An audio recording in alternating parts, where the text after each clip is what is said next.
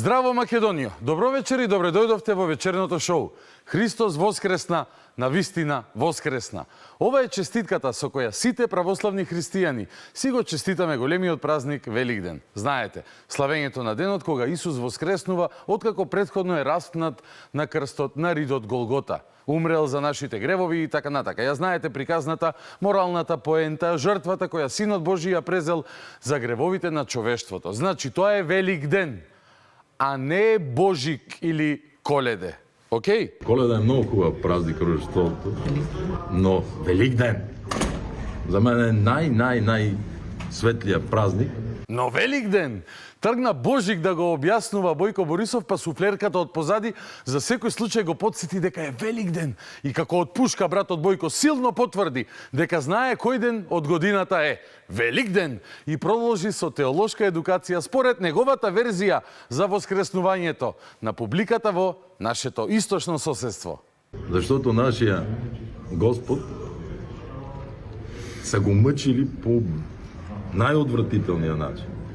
Тръни му забивали во главата, пирони в ръцете, врзали го на дрвото на крста да го носи. Не знам на кое дрво го врзале, но се ми се чини дека на Бојко Великден му бил најсветол празник, бидејќи како да се препознава човекот во маченичката судбина на Исус. Што, ако е така, веројатно може да влезе во опфатот на состојбата, односно деформацијата на свест наречена месијански комплекс. Него го мачеа, како да кажува, а и мене, Бога ми, не ми беше нешто полесно. Тоа чинам сака да ни го каже. Но ајде да дослушаме што отец Бојко ќе ни дораскаже. И когато всички се одрекли од него, всички, сите, како што се одрекуваат и од некои политичари кои не се најпосакувани партнери за, например, можеби составување влада во Бугарија. Само онака кажувам, не тврдам дека Бојко се црта како месија. и изведнъж се покава отгоре и као ту-ту. И изведнъж се покава отгоре и као ту-ту.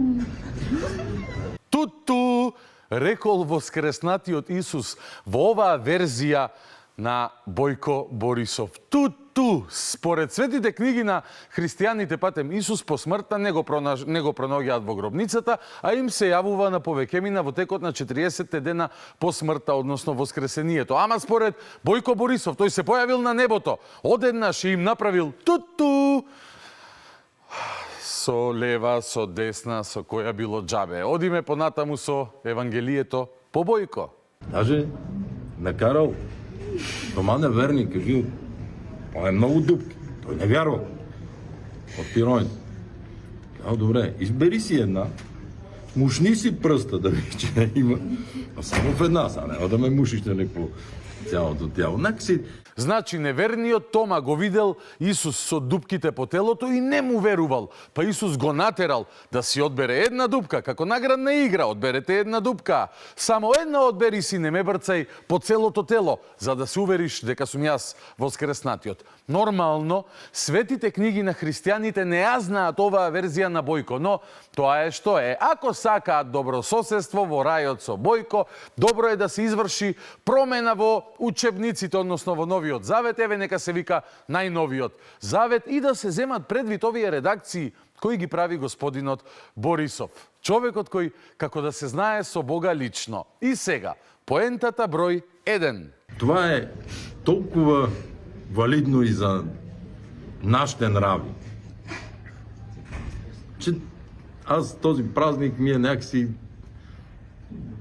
най-хубавото, което може да се случи. Заклучок. Па да, ке да сака да каже сепак дека начинот на кој бил третиран Исус му е познат, откажувањето од него, маките низ кои што прошол, бидејќи како да го едначи поведението на неверниците и мачителите на Исус со појави во бугарското општество и ден денес. Што не е ни толку погрешно самото по себе, ниту пак важечко само за Бугарија. Знае народот некого да издига како светец, а после да го распнува на крст фигуративно, нели? Само е малку неблагодарно да се измислува своја стендап верзија на Библијата од позиција на претседател на владеачка партија во Бугарија, за да се постигне впечатокот кој барем јас го доживувам дека тој всушност кај себе препознава делот месијанската судбина на Исус, препознава кај себе. Особено што во таа верзија го имаме овој клучен дел.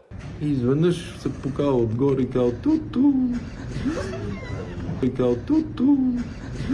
Туту! Поента број 2. Ако човек е подготвен Библијата да си ја адаптира, за да си постигне некоја своја поента, со среќа кога преговараш со него на историски теми за тоа чив бил Гоце Делчев или цар Самуил, ке ти направи туту и готово. Ако не слушнеш туту, вето, невернику, за цела среќа.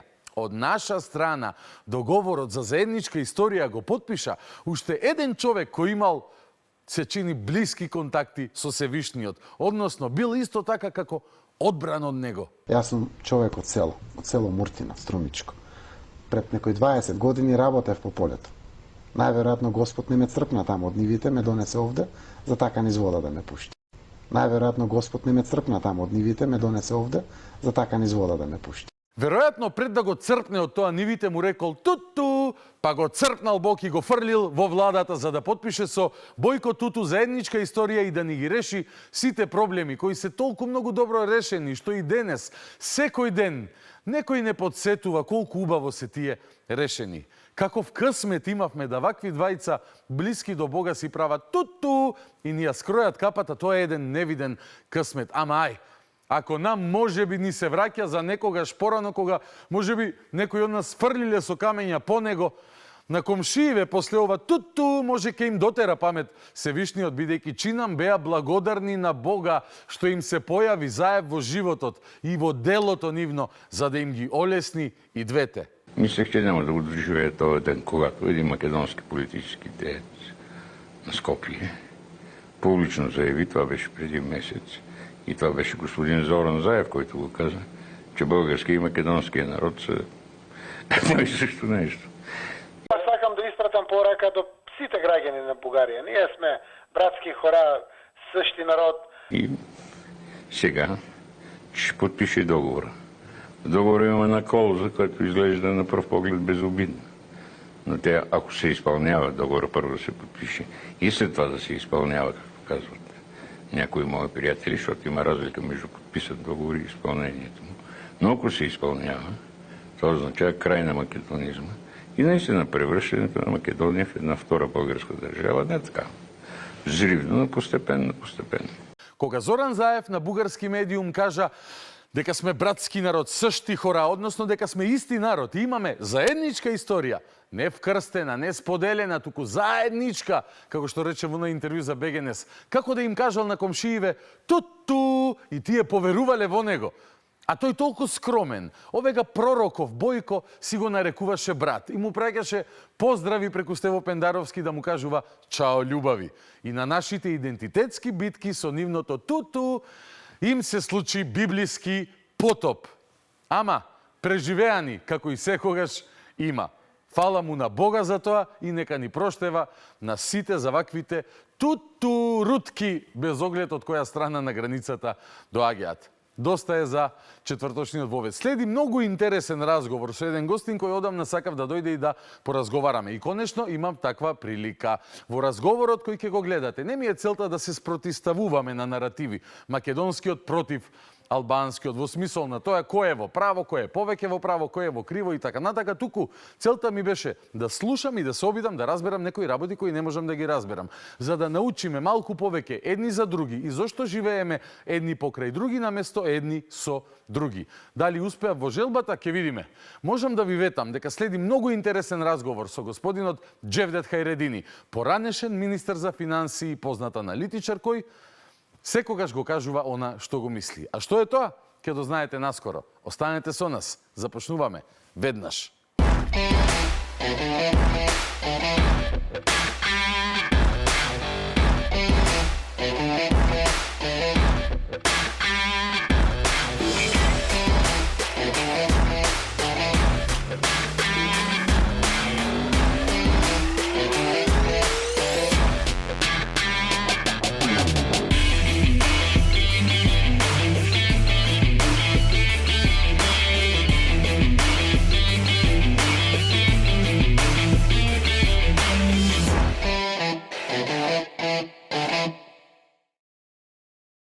Вечерното шоу продолжува со разговорот во студио. И ова е еден разговор кој што сум планирал да го направам долго време, но ете, просто не се склопија коцките кога прв пат ми се јави таа идеја, ама во овој период мислам дека ќе биде идеален соговорникот кој што се согласи да ми направи чест да дојде вечеро и да зборуваме овдека во интерес на целата јавност. Господинот Џевдет Хајредини, добро вечер и добре дојавте. Добро вечер, добро најде. Обично сте представен како поранешен министер за финансии, меѓутоа сега една математика ако удриме, вие сте завршиле со владата пред 31 година, така? 94-та. 94-та на крај. Ви годи или не ви годи се уште да ве представам како екс-министер за финансии? Точно тоа, ова што го напомнавте вие, дека тоа беше релативно кратко време.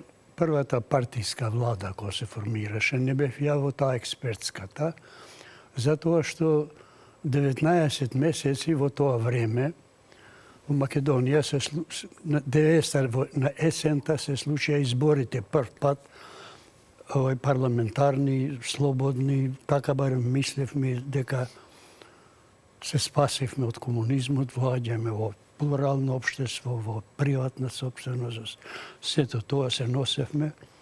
Меѓутоа, тогашните и денешните околности не може да се споредуваат од причина што тие наследства за односот меѓу етничките односи во Македонија и во Југославија и во Македонија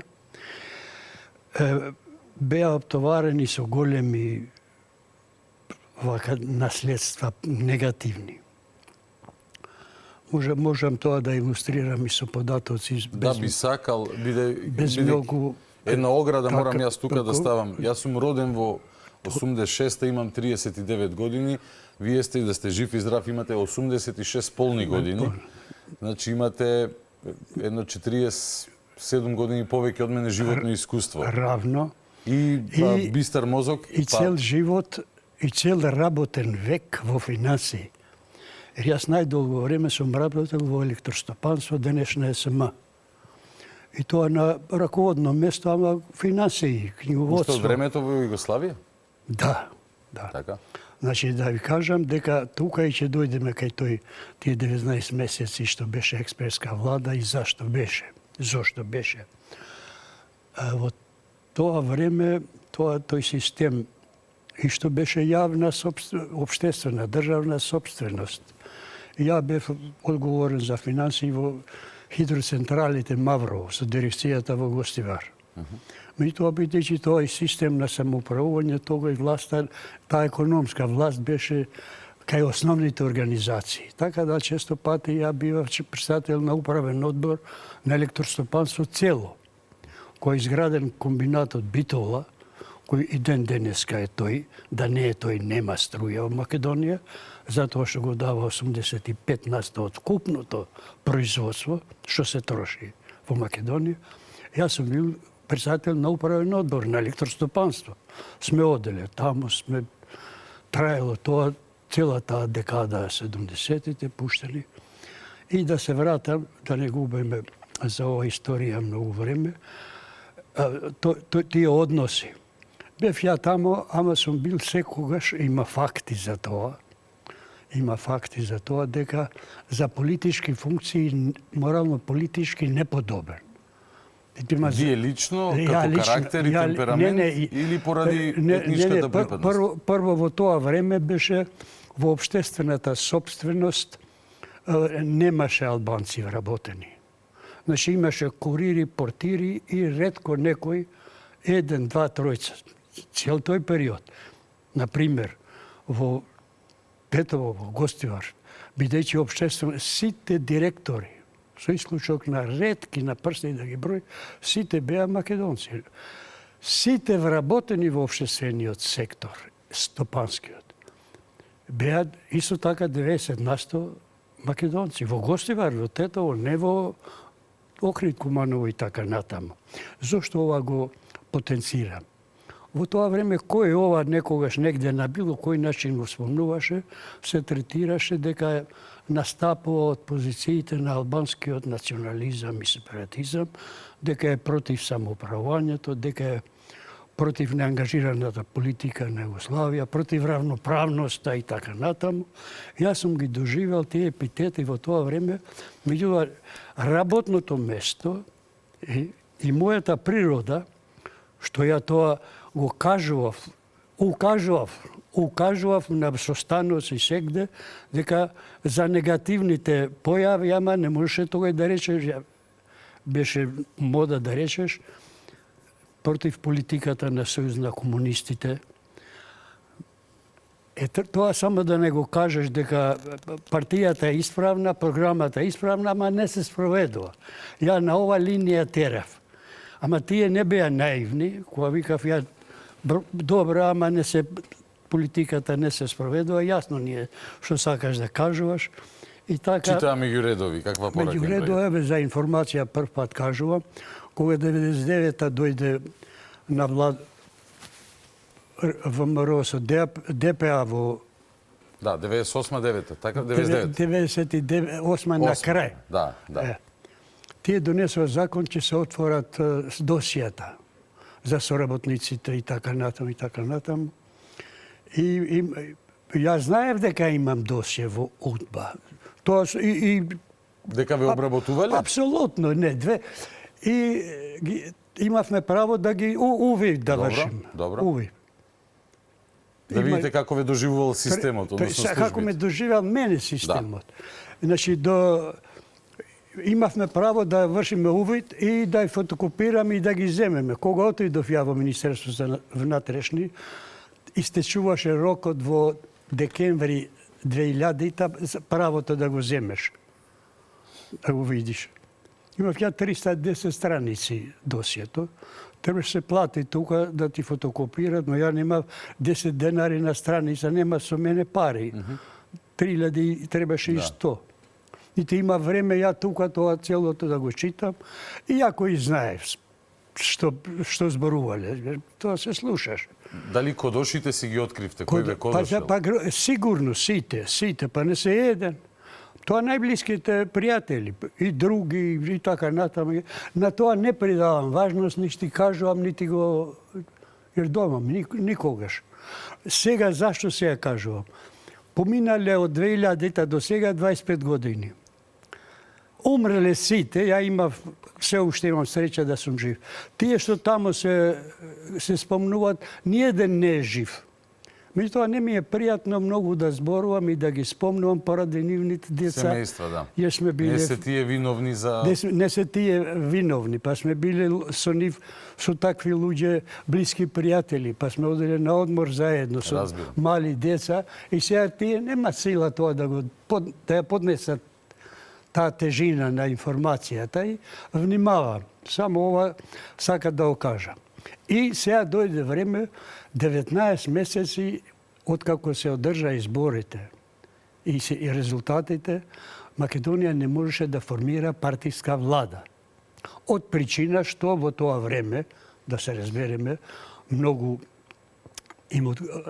партениците од ВМРО, 37 беа во првиот мандат, изборите, тие со таа риторика нивна, ти не памтиш, ама читаш. Канџите на Орелов. Ама читаш, ти не си тука само што памтиш. Така е, да. И јас сум што памтам и читам, а ти читаш, не си тука случај. Така да, тие имало ВМРО-вци во тоа време и од пратениците, имало и удбаши порано што биле. Кој не би, многу имало.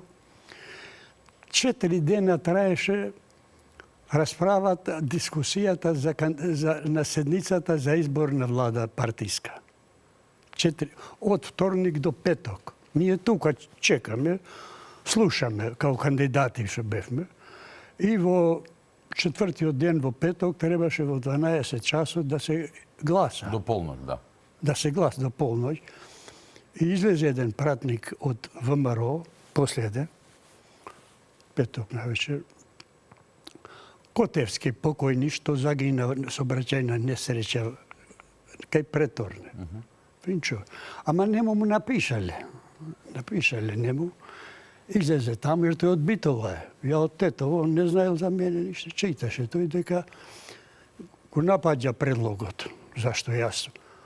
Министар за финансии. Прво, замислите, рече, не член на влада и министр за финансии ни го предлагат најголемиот националист и редентист и сепаратист. Тој мислејќи дека мене ми прави штета. Тој го критикува предлагачот, премиерот. Така е. И ја се заватев на кај пратениците на ПДП позади мене беа се и го гледате кој бил јунак. Те се смеа, отиде тој, да ви кажам покојниот. Кога ќе ме видеше да се сретнеме во ходниците во собранието, од срам бегаше назад. Се враќаше. Тој се повикуваше на удбашките. Па тој тоа го кажа, ама тоа пишува во на тие информации. Ме интересира, господин Харедини, бидејќи цело време, јас сам секоја кажувам цело време, откако сум станал свесен млад човек, активен во општествените кругови, од мои некои 20 на години, значи побеа ги време.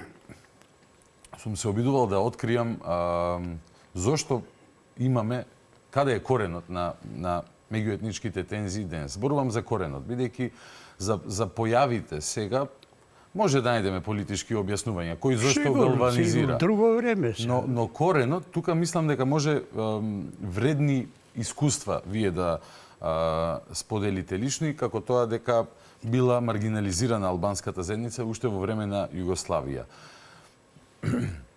Зошто таква политика имало во таа држава, за која што јас исто така сум читал, јас воопшто не ја ни помнам. Роден сум во СР Југославија, вие сте во Вардарска Бановина родени, така? Не. Не? Родени 39, ама не памтам ја тоа. Да, се разбира. Зборот ми е ние на Балканот не бираме во каква држава ќе се родиме, но минимум во 2-3 држави живееме. Така некако испеѓа.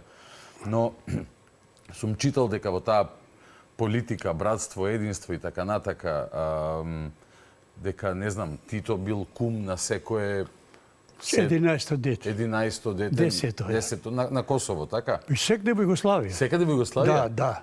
По оние штафети на младост, дека и таму се имало обиди. Се веројатно тоа за пред јавноста да се прикаже братство и единството, да има и албанци. Сосема е логично. Јас, луѓето на вистина не ги делам ни по кој основ, освен добри, лоши, паметни, помалку паметни и така. Добро, тоа е лесно да се кажува, ама тешко да се спроведе. Во ред.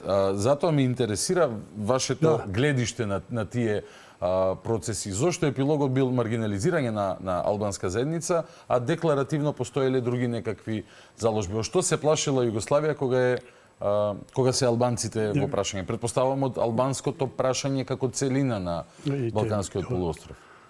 Тоа ја сум имал прилика и на ова тема не книги да пишувам, него сум објавил кратки и во колумни и во све. И таа историја е ваква. Албанскиот народ овде на Балканот, кога мислам на цел оној простор кај што живее во мнозинство, тоа е денешна Албанија, тоа е северозападниот појас на Македонија и Косово. Тие за време Турска империја ја делеле судбината на другите народи. Граници овде немале. Било Косовски вилајет. Меѓутоа, Косовски вилајет со седиште во Скопје и така натаму. Дуга поделба. Битола, Корча била вилајет на Битола и така натаму. Граници државни. Не постоеле. Не постоеле. Врз база на односот на големите сили, трите од Запад и Русија, Австро-Унгарија, Русија. Вака како што се границите на денеска што ги имаме државни граници на народите балкански, не се тука ни по вина, ни по заслуга на тие народи, па и на албанците. Тоа што од 1887 ова Берлинскиот конгрес. 78 1800. Кога веќе се знаело дека да Турската империја на одење. Одма почнале овде овие народи кои да се спремат со заминување на турците што веќе да грабат. Во балканските народи поголеми биле бугарите и србите. И борбата додека ние албанците и македонците во број биле помалу и тие успеале на тој конгрес да добијат уште територии, овие да не можат да станат држави Македонија и Албанија. Да? Така да 4 пати, 4 меѓународни конференции, сакам да кажам кој одлучувал, а не овие патриоти денешни албанци, некој, ме разбира. И 1878. И 1913 во Лондон. После почеток. Па Париската 1919 во Версај, Париз. 1944 година во Јалта. Јалта, да. Одлучувале тие 4 сили, меѓутоа повеќе имале шанси да добијат што повеќе србите и бугарите. Како поголеми народи. Да. Поголемина, по искуство се бореле меѓу себе тие прво србите и бугарите и така да не должиме многу и така останало практично албанскиот народ на просторот кај што е во мнозинство да биде поделен и територијално и население на пола. И таа ситуација имаме сега. Границата меѓу денешна што имаме и во Југославија, што сме имали и во бивша Југославија, и меѓу Србија и Македонија, државна граница не била никогаш откако постои историјата. Како државна, како административна беше кога беше Република Македонија. Државна станала 2000-та кога или 2000. Да, демаркацијата. Демаркацијата кога стана. Тоа е прв пат. Тоа зашто го потенцирам?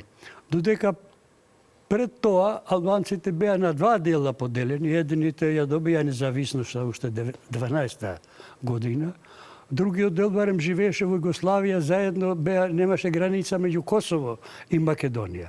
Со чинот на границата сега добивме граница уште една делба. Сега од познати меѓународни констелации успеа Косово, албанците од Косово да се одвојат од Србија. Македонците остана овде. Имавме проблеми да сватат, јас кога бев министар, долго време на граници ги фаќа со девизи, ова тие иде од странство, гурбјачиите, овие им ги земнат девизите, тие не знаат дека овде има граница. Ме разбира? Навикнати, да. Вика по нас ова тоа, па ја дадов налог на авион да им кажат кога идат наваме, да слезат во Скопје, па да одат во Приштина. Да. Нека им каже тамо стюардесата дека да ги пријават. Треба да ги пријават парите, да. Ќе поминат граници. Да не збориме за однесувањето сега на поединците на граница и полицајци, и ова, и ова, па после требаше да им ги вратиме. Ова е таа слика, не да се вратиме на... Кога се влошува тој однос? Тој однос овде што сега го имаме се влоши, што политиката, иако претежно, тукму зарад ВМРО не се сложи да прави влада, иако имаше право. Не зборувам, простете, но за оној предходен период, дали поради Тито, Енвер Роџа, односите во... Не, порано, тие односи, видите, сега преска што ви кажа прво економскиот аспект. Албанците, па и македонците, со национализацијата не беа засегнати затоа што немаше албанци што имат повеќе од 10.000 хектари земјиште.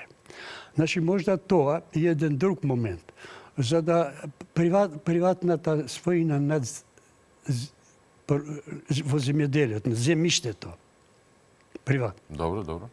Таа остана во рацете. Значи, не беа во општествено, и тие тоа, албанците, сточарство и земјоделие. Во другите области на стопанството нема индустрија, трговија, никаква, немаше приватно. И нема. И тој другиот дел, што бил секогаш вишок, беше низ цела Југославија распореден на сладкари и така. Во бившата Југославија, во Румунија, во Чешка, во Бугарија и така. Таму остана сега, остана тука. Сега тоа кај албанците во Македонија, нормално тоа историско памтење. Ако сите, па зашто и ние не сме во Албанија? Сега некој ги убедува дека се борели, станало тоа. Слушаме. Да. Границите што викаат некој дека ја ги укинав границите. Знаете кој? Границите во смисол на администрација не се ни сантиметар ни во Европската унија меѓу државите променети. Либерализацијата на границите поминуто е едно, менување на граници е сосема друго.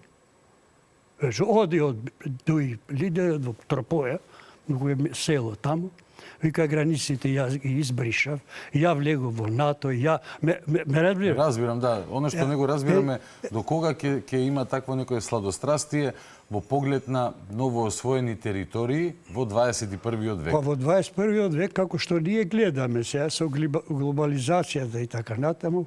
Друго, имало во историјата и еден географски момент, кога се праени овие граници.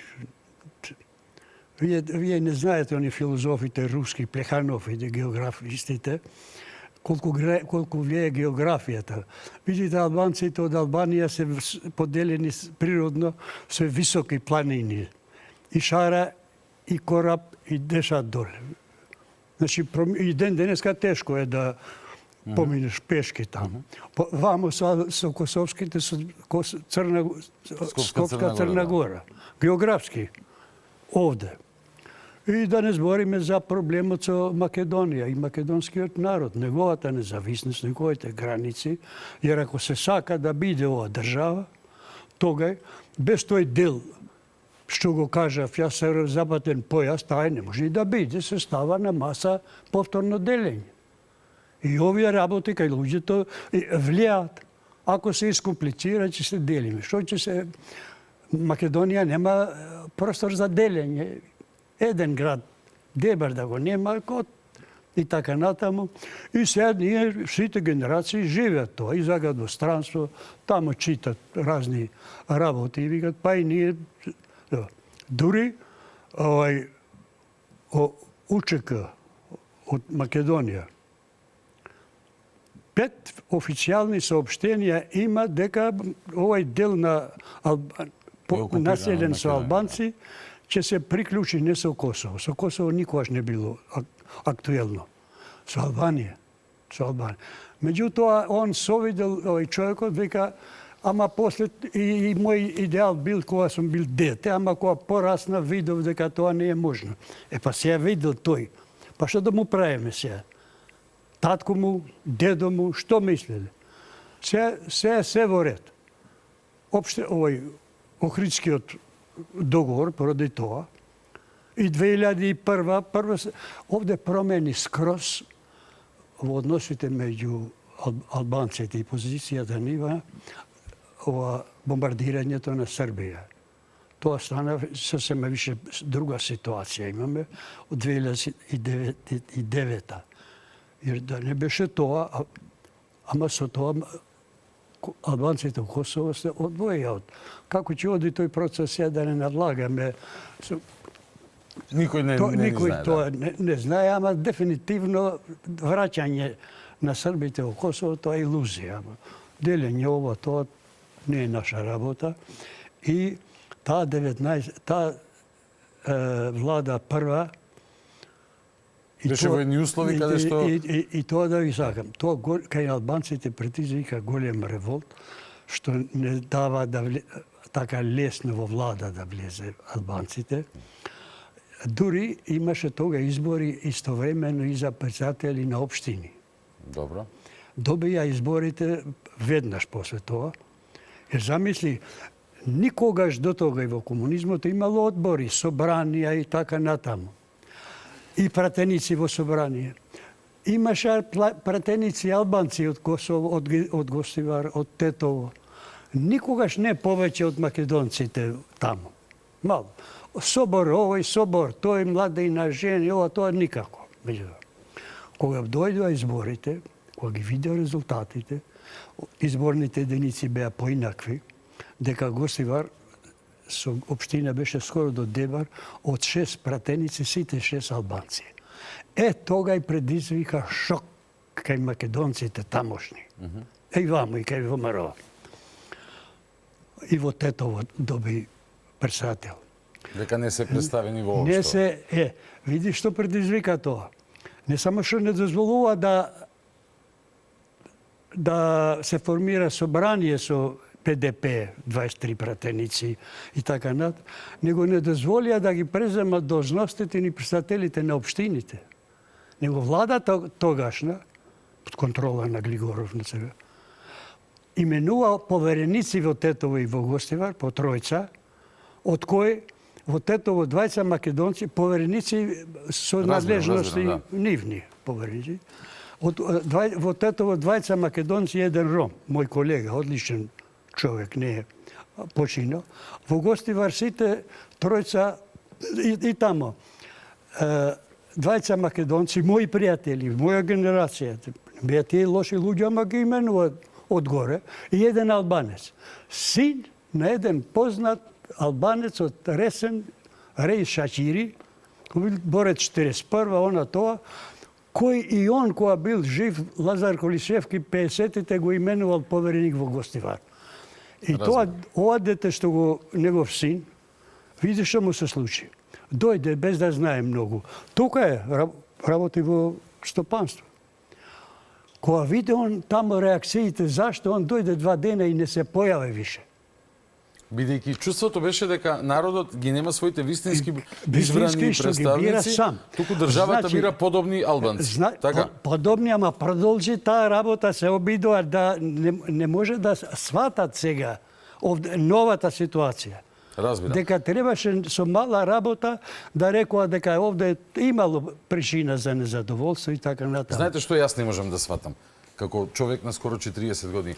Не можам да сватам од што го предизвикало тој анимозитет, што го предизвикало тој страв. Бидејќи религијата не верувам дека е причина. Сум размислувал и на тоа. Бидејќи има и многу турци, односно има македонци муслимани, нели? Муслимани има, роми има и така натака. Зошто баш кон албанците го чувствувале таквиот дали е тоа поради стравот од можни нови територијални прегрупирања, кои што, да довршам само дозволете и кажете ми дали се согласувате или не, се поврзани токму со начините на формирање на нациите и државите овде, кои што предстои 20-30-50 години. 4 конференции. Точно така. Дали и во Југославија се стравувало дека Албанија може под влијание на други западни сили да биде, односно албанците на Косово да бидат употребени за растурање на Југославија и така натака. Значи, дали односите наши денес во 2025 година влечат корен во вечната битка меѓу минимум 2 империјални сили, условно наречено Исток и Запад, и ние овдека не сме успеале да преодолееме на тој предизвик и затоа ден денес се занимаваме со теми со кои што јас сметам дека не би требало да се занимаваме. Од друга страна па сакам да разберам како гледате вие како интелектуалец или сите во Македонија, конечно, да не кажам како гледат албанците во Македонија. Бидејќи и македонците различно гледаат, нели, интраетнички ние имаме огромен број на нерешени. Може па нема време да збориме за судбината и за историјата на македонците, ама мислам дека се разбира. Не инсистирам сега да ставаме на кантар, тамам работа. Позната тема е. Значи ние влегуваме во независноста со нерешени прашања, односно со една атмосфера во која што во Југославија албанците се чувствуваат маргинализирани и односно дека постои некоја тензија и таа после се прелева и во независноста. И од политички причини, можеби и вашето спорење дека вие сте биле албански националист, како што многу македонци удба ги пишувала дека се бугарски националисти, знаете. Апсолутно. Во досијата, зашто не се согласувале со идеите на Југославија. И ние влегуваме во една таква атмосфера и во тие рани 90-ти Да, ама години, тоа е кога вие сте министар за финансии, например, какви обиди имало од ваша страна, од нели, ПДП, ДП исто во првиот? ПДП. ДП друга приказка, од ПДП излезе. Знам, но дали ДП исто во првиот парламентарен... Немаше ДПА. Аха, добро, подосна производство. Од ПДП тие се. Добро. Менду Таши беше председател на огранокот во Тетово на ПДП. Како се однесува тогаш Глигоров, Црвенковски?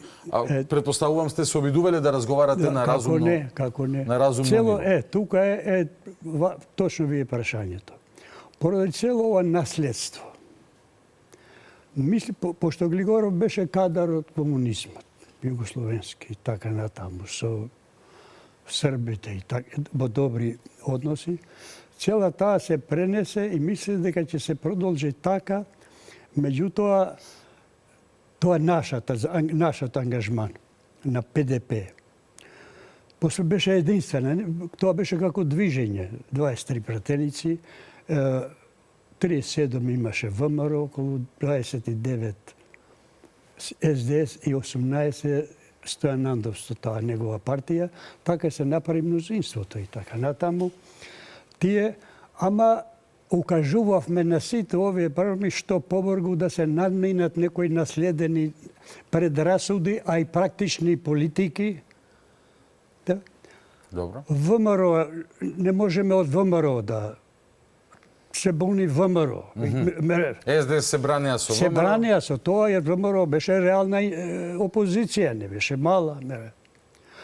ВМРО им одеше мало, пишува смрт на албанците на тоа, на зборови. Тие СДС не пишува, ама работеа така. Не пише. Се продолжуваше таа... Се продолжуваше, ја тоа сум ги кажал и тога. После со универзитетот, со образованието, сето тоа, тие работи беа со до крај отпор имаше да се променат и да добијат право. Значи имавте чувство дека сака некој да ве подчини. 90% ние кога бевме во средни училишта се запишува, jer не беше задолжително средното. Да, стана пред 20 години. Македонците 95% се, албанците 25 само беа. Па успеавме со таа ангажман наш. Друго е, не ни дава, ние немавме можност да... Беа одбивани, извинете, беа одбивани... Апсолутно, противуставно ова, противуставно тоа. Упис во средно. Не, запишувањето. Таква беше наследената ситуација од порано. Продолжи тоа. Јас сум учил на албански, ама во Тетово, гимназија. Ама ние бевме 19 матуранти, македонците 40. Тога и во Тетово. Да. Значи, таа наследена ситуација, од тие генерации од 50-тите, па има се уште 1% луѓе се кои живееле. Знаме то, го виделе, сите во затвор. Ој рекол тоа во затвор. За мене рекле извршниот комитет сека, тамо кај што е да не се задира, писмен. Мој братовчет член на извршен комитет на ЦКСКМ. Тамо кај што е да не се задира, jer немам работа со етнички односи, од тамо никогаш да не му се дозволи да излезе. Напишано, во заклучок. Демек таму ќе го замрзнеме таму. Изолиран, тамо е задоволен, висока плата, а за работа сум бил истакнат. Тога не скромно да кажам, ме сака луѓето. Кога излезе предлог, дека за влез во владата, председателот Невзат Халили му вика на Глигоров, Министерство за финансии. Како, бе, рекол? Да. И тоа, ако не бе иде, пак не влагам, идеме дали. Без тоа. Добро, тој се сложи. Тука почна да се, моето име да се спомна во вестници, дека можен. И го вика овој Глигоров Ксенте Богуев. Ксенте Богуев е од Гостивар. Потекло. А овие двајца пријатели. Тука и куќите и све. Вика, бе, Ксенте, ајде тамо ги знаеш луѓето, парашај, кој е бе тој еден во електро... И тој не ме знае. Тој го прашува председателот на општината во Гостивар, баџанак негов. Ацо Ристовски, кој мене ме ценеше, ме сакаше, као луѓе. Рекол, тој може. го прашал директорот на Електромаврово, со кого се каравме политички многу. Ама после сум дознал и тој си рекол, не сакам да одим, ми е потребен тука, ама тој може. Така, Да, разбирам. и на крај, тоа бидна, да завршиме со тоа, па еднаш ми кажува Исмет Рамадани, пратеник во собрание во тоа време, го знаеш кој е. Да. Тој и пишува тука за мене. Григоров му вика, ба кај го најдов на овој, вика, не разбира. Кај го најдов, па немаше ни многу. Да, Не беше разбирам. многу. Беше оне Беќи Жута, исто така можен да биде, ама он беше таксиран за подпредседател на влада. И бидна ова. Само еден момент, ова морам, ова да ќе дозволиш минут Слободно. два, кога овие поверениците предизвикаа голем револт. Општинските повереници на Општински, место на избраните. Тоа враќање на 50-тите, и еве што се случи. Оне во Гостивар го поставија прво еден тој, што и пред тоа беше председател на општина Албанец. Имало во Гостивар председатели на општина, за разлика од Тетово имало 5-6. Од комунизмот, морално-политички подобни, тој син и ќерка во Швајцарија. И таа дирекцијата на Електромаврово е карши општината. Го гледам ја Джема, пријател мој, дотеран оде на работа. Понеделник. Тие му се јавили на телефон, тате, слушате, ако тие утре понеделник пак одиш таму, ние ќе се качиме у кола и негде во Србија ќе се фрлиме во некој камион. Во некој каньон. И тој не се појави више. Беше голем срам, значи да се Голем игра таа срам улога. ти да одиш пак да служиш на... Сакам да разбереш психологијата. Разбирам. Второ, друга грешка на СДСМ. Додека тие до тога беа све, мои колеги, ние директори, сакав да бидам негде директори и така на тоа, ама не може, тоа место и готово. Ме разбираш? Тие одеднаш, македонците, кога видоа дека нема пратеници, тоа веќе на избори, тие организирани од двајца активисти, ни едниот од Гостивар, едниот србин од Кучеиште, тамо доселен, еден син на полицаец од Велес ги организира, само не ги правдани. Тие организира сите камиони, цел Гостивар, македонците пред собрание, демонстрации. Зошто го направивте ова со тоа? Па ќе не се бунат македонците, па ќе се бунат и што ќе прават? Еве, таа ситуација веќе се надмина. Нема веќе Македонија се претендира, мора да биде. Камо среќа да дојдеме да биде, jer знаеме и какви се градоначалници и така натаму. Меѓутоа, ова е реалноста. Ти се стално го поставаш реторички кога ќе дојде време. Ја не знам. Јас тоа време нема да го доживеам. Целова работа, цели овие оптоварувања да се... Бидејќи ми личи, знаете како, ми личи дека нема да е грубо да кажам, структури од службите, од двата табори, нели? Кој што им одговарало да проложи статус квото, да работеле токму на тоа, да денес ние не зборуваме за квалитет, не зборуваме за меритократија, туку од кој јагол да гледаме на работите во разни ситуации, дали кај се мнозинство македонци или мнозинство албанци или било која друга етничка заедница, да етничкото потекло е таква додадена вредност во контекстот да е поважна од се останато. И тука ги имаме и оние муабети со Бадентер, балансер и така натака, нели некои во политичката реторика и денес и се користат од страна на Демократската унија за интеграција да потсети дека според нив сега состојбата била како пред 2001 година. Долг одговор веројатно би захтевало прашањето дали можеше 2001 да биде избегната, но ако импровизирам одговор, јас имав 15 години тогаш, повторно вечната битка меѓу Истокот и Западот, помогната од структурите, не била заинтересирана за унапредување на односите на едно разумно човечко ниво, како што може да седнеме вака на каршилак и да зборуваме со саати и да се разбереме, бидејќи кога има добронамерност и човечност, секој со секој може да се разбере, туку напротив за галванизирање на состојбите и се случило што се случило.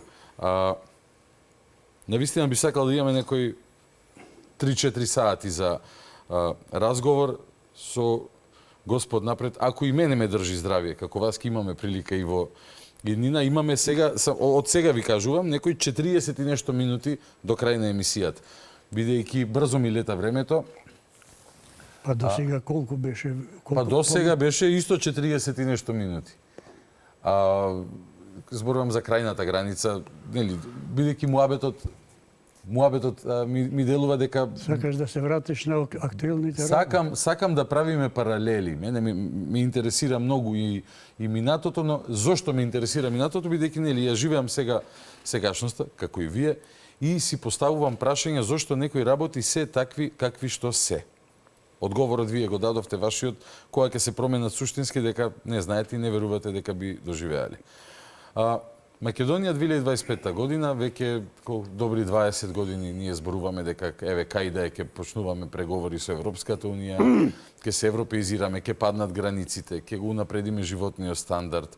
Но цело време, па и од независноста до денес, особено како го почнеме тој трансформативен евроатлански таа кованица нели се употребуваше процес за наше членство во Европската унија и НАТО, како држава се бавиме со етнички прашања повторно, но овој пат најмногу на кога е во прашање македонскиот народ, македонскиот идентитет, македонската историја и така натака. И тука е невозможно било која политичка структура да функционира без стабилен, се зборувам јас од страна на интерес на македонците, стабилен партнер од албанската етничка заедница, по можност кој што ќе има разбирање за македонскиот проблем, да. Пишувам ја.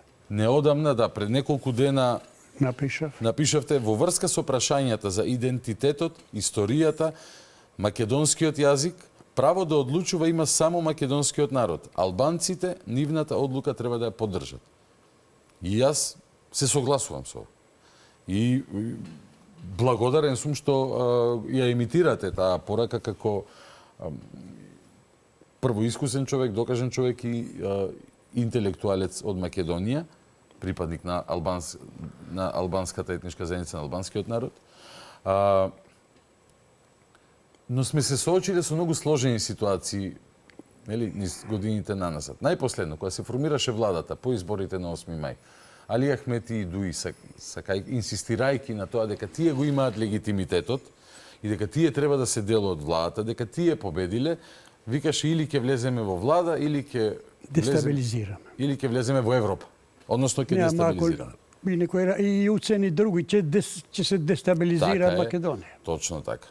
Како гледате сега на оваа нова состојба, особено во светло на последните случувања и пребирањата во Влен, Арбен Таравари? Мене повеќе од јасно ми е дека има некоја комуникација со Дуи, дека ова е една меѓуфаза, дури одлучи да се припои кон тој табор и од какви причини не можам да разберам. Може би ќе научам од вас. Затоа ви кажам уж 40 минути, бидејќи долга и широка. Сакам да кажам дека ако ме читаш последните таму на Фейсбук, секој ден пишувам на оваа тема. Многу сте активни и тоа го ценам особено. Имајќи ги предвид... Елени два статуса нема, али за тоа да го пишуваш и да реагираш на било кој секојдневни настани и личности, нивни изјави, значи треба и да пратиш.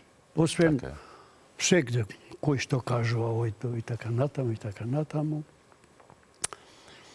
Видите, еве мало историја ова за проблемот со застапеноста, легитимитетот и така натаму.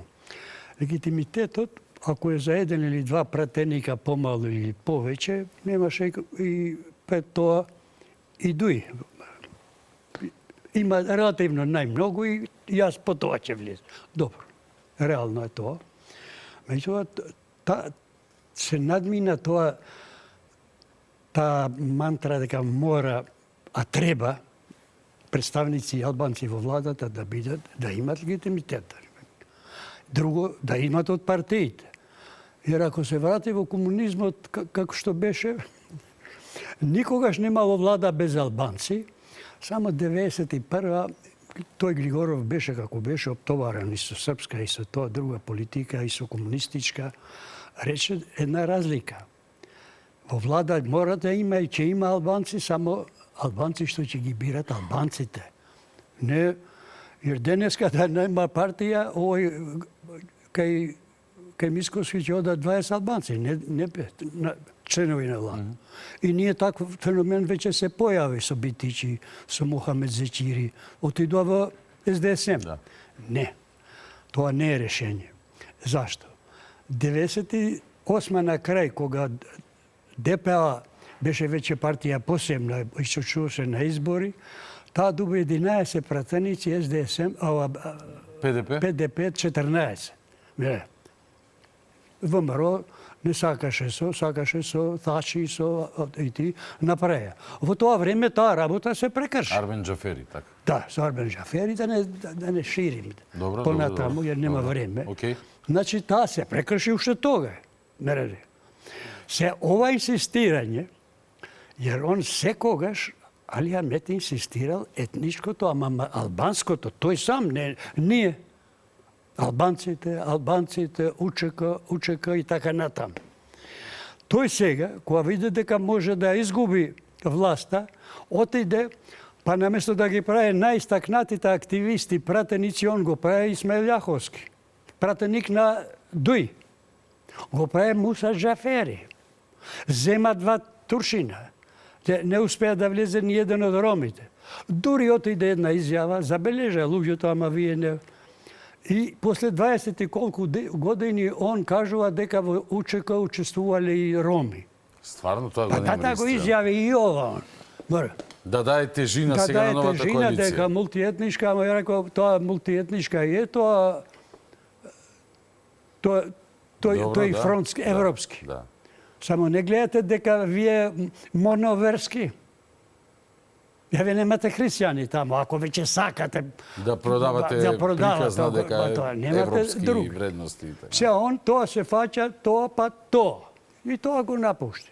Ќе дојде Пол Вилјамс од Америка, па тој ќе докаже дека легитимитет нема, нити може им ги зеде парите и не се јави тој. Уопште Пол Вилјамс во врска тоа.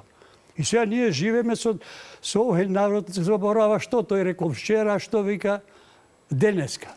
Да не збориме тој фронт, што не одамна, мендутачи из села. Пред година и 2 што зборувале за Али Ахмет. Си копа очи. Ќе рече таа политика е така, да. Мора некој стандард ако да има. економска програма, политика, социјала. Па тој вика дека Али Ахмет е предавник на албанскиот народ. Тој е криминалец. Тој е платеник со пари, значи дава пари да убива луѓе. Он го зема во фронтот.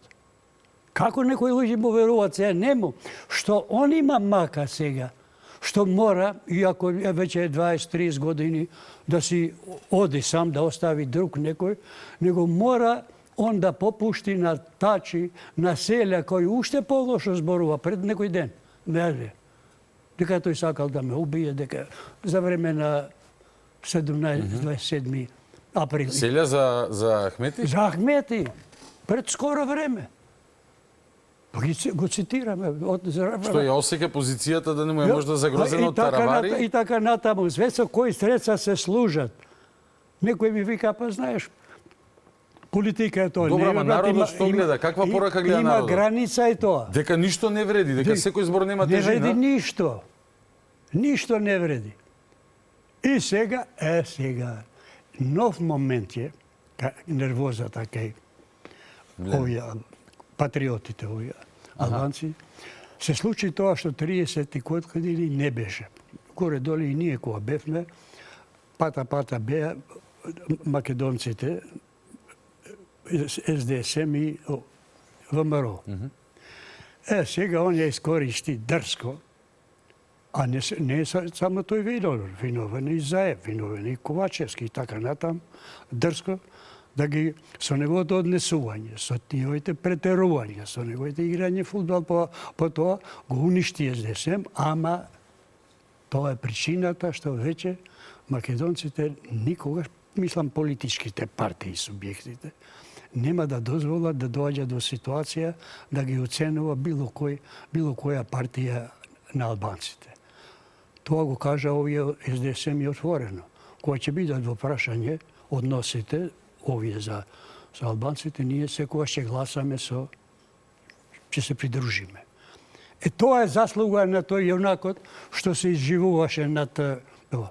Да го прати он, мало рече за македонците, да го прати он Бујар Османи, албанец, по струка лекар. Интернист, хирург. И така натаму интернист, хирург. Заев. Да учествува активно, заедно со Бучковски. Да преговара еден албанец. Сум го пишувал и многу луѓе ми дале за право. Па нема да речат, па нити имаше потреба, албанците нити добија многу, он сум символично дека имат министр за надорешни работи албанец. Дали, да го пратат него за да го фали Каракачанов и Андреј Ковачев. Да вика дека тој има одмерени погледи за разврска на јазовот. И ја што напиша? Го направија договорот со Бугарија за пријателство, соработка и добро соседство. Ја реков, да, така се вика.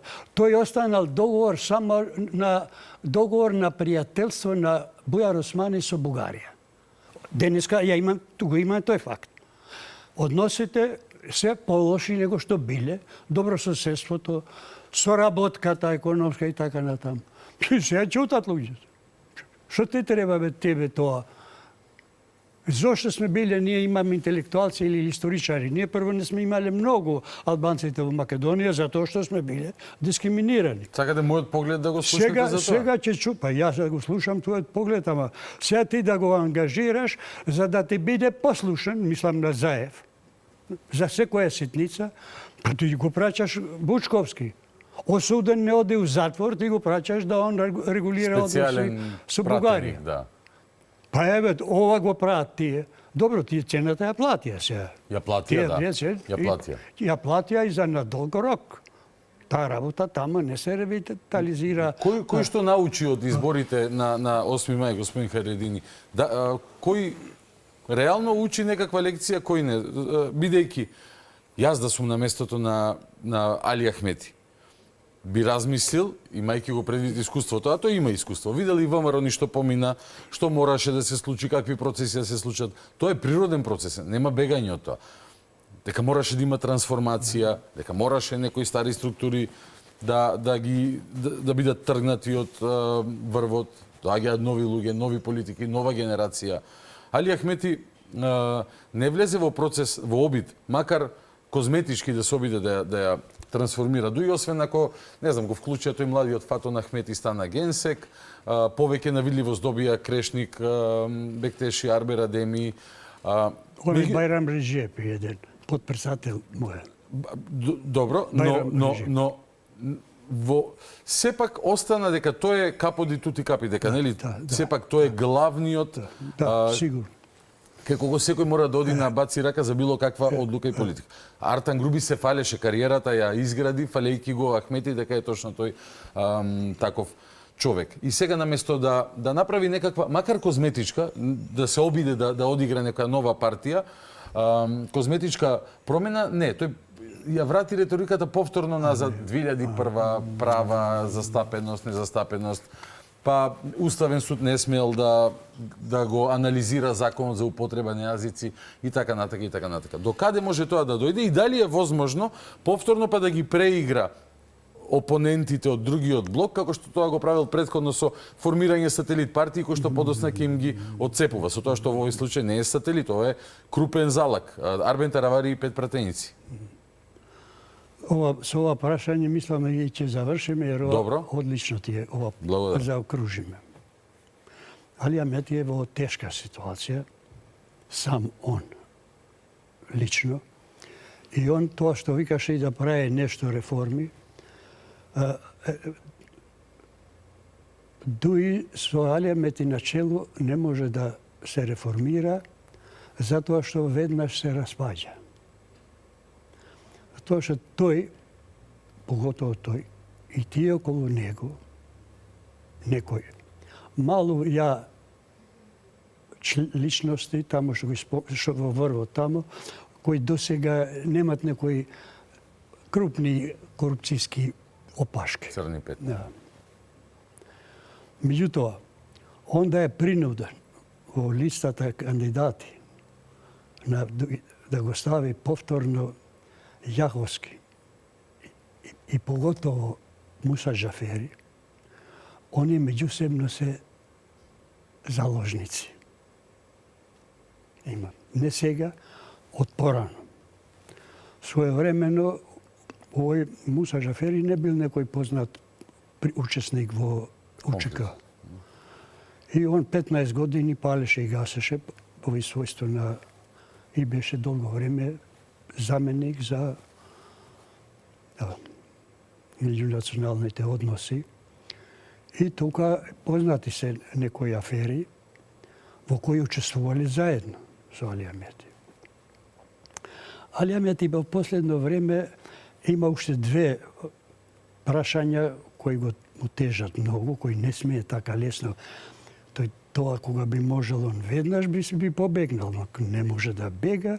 Мало ќе се вратам и на позицијата на Груби, зашто отишел и никој не го бара, ме разбира. И он има две работи. Прво, Европска Унија, овој Муртезани, што е сега заменик за евроинтеграција. Од алтернатива, мислам дека. Од алтернатива. Тој е една прилика пред неколку месеци се врати од Брисел, рече Брисел бара од нас да ги санираме последиците од измените на кривичниот законник. Советот на Европа, шеф ова комисарката за права на човекот, на 15 март лани прати писмо до владата на Македонија да го преиспита амнестирањето на тешките автентичното толкување.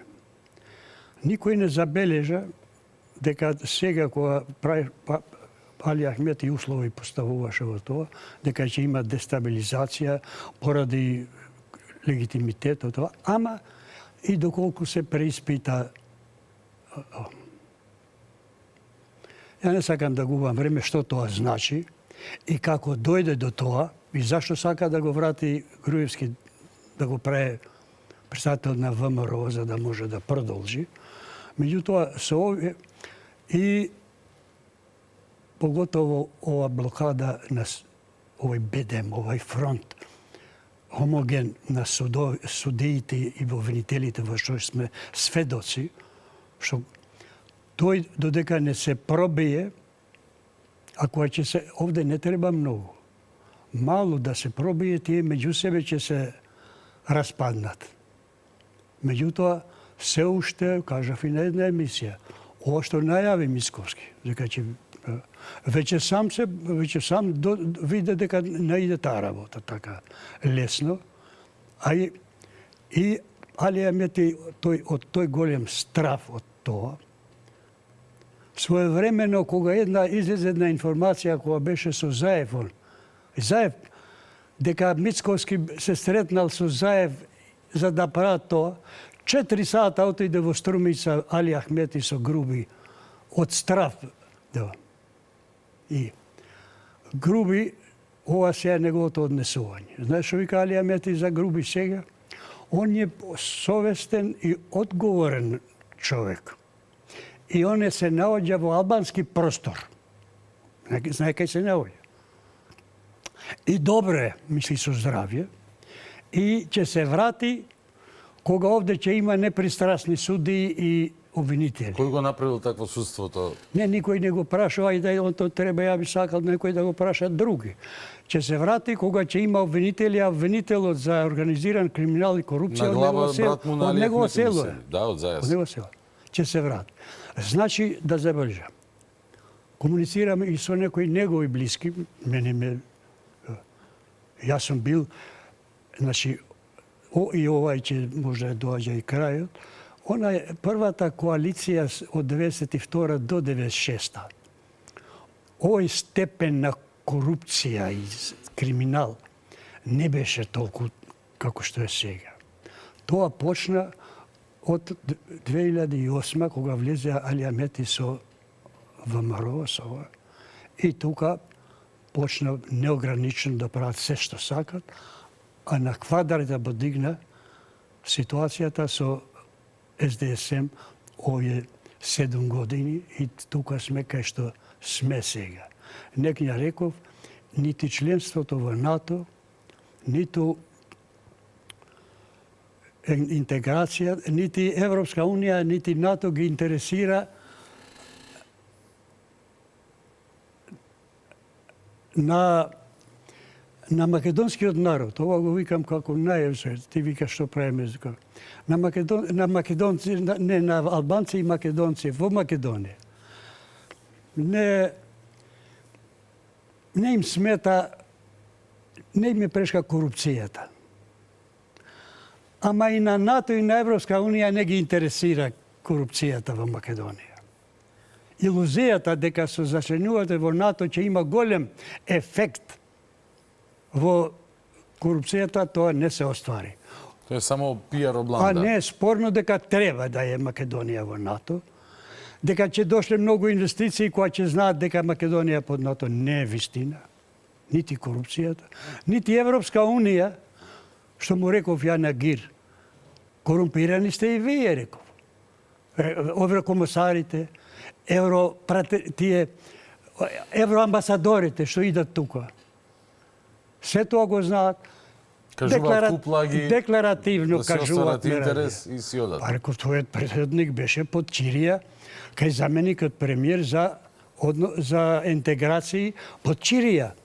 Негова не го праша еднаш, абе, как ја изгради ова куќа да се организира прием на сите амбасадори на Европска Унија? Кој има таква куќа? Жбогар кај него под Кирија. Кога сме кај киријашите, односно Па ти ако земеш под Чирија, па формално правно нема прекршок. Ама ти човек си. Тој треба да го критикуваш дека не одат работите во Македонија, дека исполнува барањата и така натаму, вамо кај него, па нема смисла тоа, нели? Кога трговијата со недвижен имот, тука се чисто анотираме, постои ли можност да е Таравари незадоволен од судбината на Јаховски? Види, мене ми е Таравари најблизок. Пошто јас сум живеел во Гостивар, долго време, неговиот татко ми беше колега, финансиски директор во позната голема кланица во Гостивар била, Горни Полок. Има 6 стриковци. Татко му 7 браќа биле, повеќето се живи. Има братуши едно 20, доктори, интелектуалци, све. Репресирани за време на комунизмот. Сеш пружат отпор за машиниот јазик, за знамето, за ова. Од таква фамилија он потекнува. Прекрасен интелектуалец и стршњак за ето тоа. И тука он со зборува и уште се обидува да се правда зашто, дека он не мисли да оди со ова. Меѓутоа имам ја информации, дури претходниот пат кога влезе во влада, не беа делени со села. Кога ги спасија? Кога ги спасија, тие и тога имам, не мора да е точно ли, муабети дека братушевите му рекле сите, слушај, ако ти одиш таму да го спасиш Али Ахмет и ние кај тебе само за Бајрам ќе дојдеме. На честитка. И тој сега, прво сомневав некоја подобро. Не верувам дека точно е дека он ја купил куќата од Јаховски? Од Јаховски. Од сопругата, такви беа барем... Не, тој тоа не го крие, не се каква сопруга. Сопругата ми е ќерка на мој близок пријател. Не, од сопругата на Јаховски зборувам, дека трансекција. Па и синот на Јаховски е на затвор. Јаховски како тоа? Тука ли ќе помислиме? Ама Јаховски не го корумпирал само Али Ахмети. Го корумпирал и Груевски, и Заев, со ред, можда и Црвенковски. Тука нема дилеми. 1200 да добиеш ти од сите општини тендери, од сите државни органи, централни. И брат му тамо председател, градоначалник на општината, син менаџер на фирмата, он пратеник по втор, по трет пат во листата на Али Ахмети и овде нема корупција. Па тој не ги дава парите на овие партии, дуи тие таму своите пари, ги добива со тендери, овие вамо му ги дават. Парите на буџетот така тврдат. Од граѓаните во буџетот, од буџетот кај клиентите на владата и завршува приказка. Пола ги остават за себе пратеници, овие политичарите. Пола се зборам. Да, фигуративно. Ретори.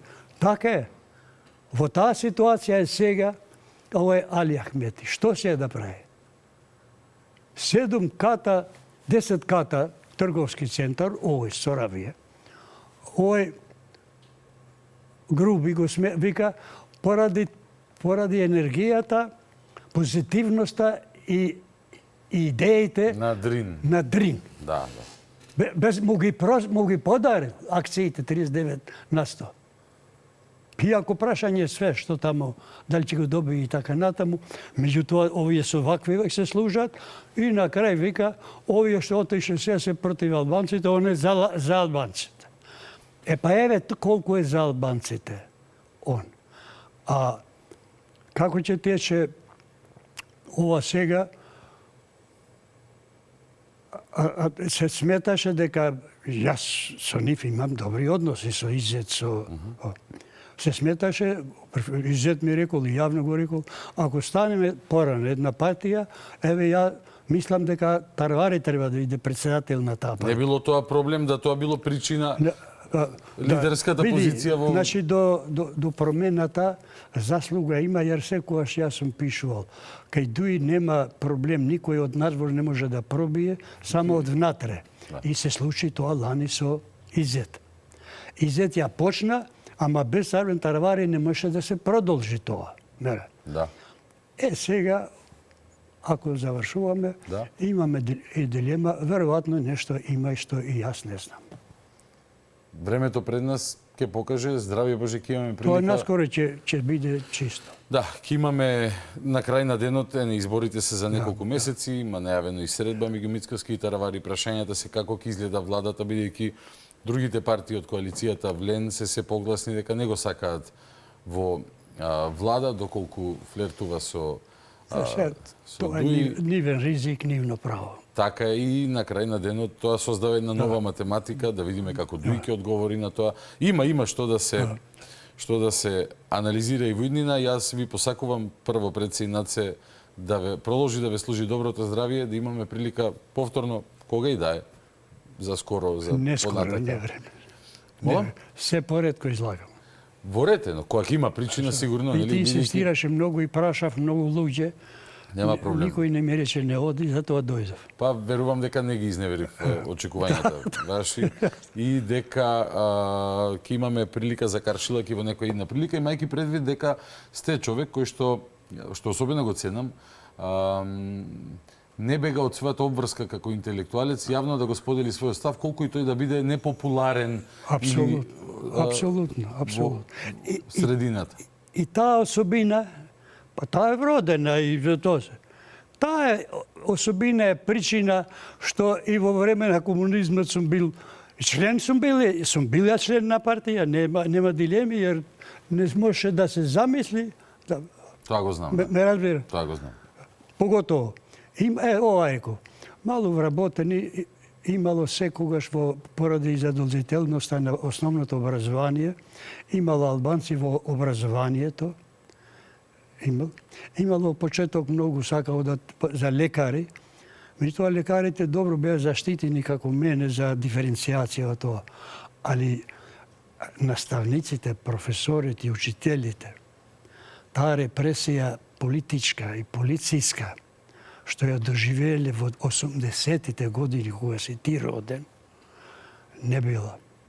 Сега никому, тие луѓе сите остана ги диференцира од професорот се, тие сега никој, тие и нивните фамилии живи се слојат, што трпел последици и нема никаква.